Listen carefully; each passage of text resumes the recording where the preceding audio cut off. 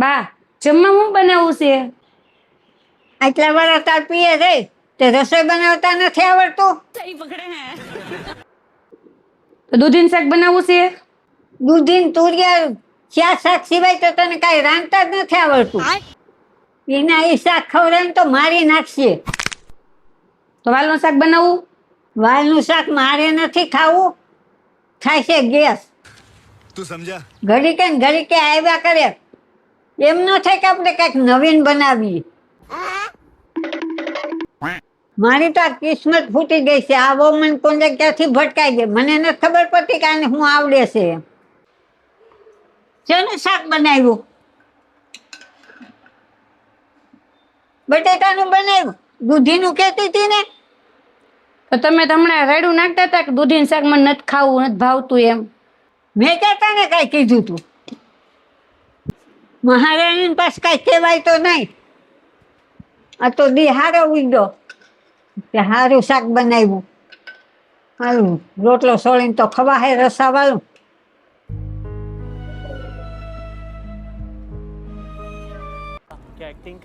જસુ શું છે? સંદાસમાં કોણ ગયું તું? વાસ બહુ આવે છે. તમે ગયા તા? હું ગઈ તી. પાણી નાખ જા. ઊભી રે. શ્રાવણ મહિનો આવે છે ને તો કઈ પોસું રેન્જ ફોનમાં ન પડ્યું રેવાય. કામ સોતી છે, કાંઈ બનાવશે નહીં. બા હાલ્યો ગરમ ગરમ નાસ્તો. આ શું બનાવ્યું? ગાંઠિયા બનાવ્યા. સામાન્ય તો આવા જ બનાવે. તાર મને પૂછીને બનાવતા ને નાસ્તાનો તો નાશ કરી નાખ્યો. આ સવાર જેવા છે, બે દાંત છે એ પડી જાય. तुम्हें कैसे पता चला? બનાવો તોય વાંધો, નો બનાવો તોય વાંધો, પૂછીને બનાવો તોય વાંધો. રોજની માથાકૂટ છે આ તમારી. જોયું? કાંઈ કહેવાતું નથી. સડકો કરીને વહી ગઈ. તમને ગમે એવું ખાવાનું બનાવીને દેવું ને તો તમને નકારવાની ટેવ પડી ગઈ છે. મારે રહેવું જ નથી. રોજની તમારે માથાકૂટ છે. જોજો એની જીભડી કેવી હાલે. એટલા વર્ષ છે તો રાંધતા ન આવડ્યું પણ જીભડી આખતા તો બહુ આવડી ગઈ. હાલો તમે તો કારખાને વૈયા જાવ છો. આ મારી નાખે છે આખો દી લોહી પી પી. આને હું ખાઈ ગઈ છો? તું મને ખાઈ ગઈ છો. 70 કિલો વજન હતો, 50 કિલો વજન થઈ ગયો છે. તેડાવે ને મા બાપને તેડી જાય.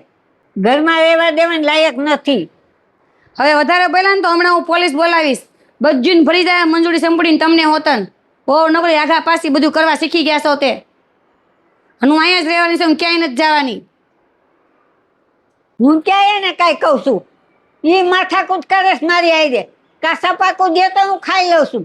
મારો તો માથાકૂટમાં મારો સાય ઠરી ગયો. લાય ગાંઠિયા ખાઈ લો. ઓછા સારા છે.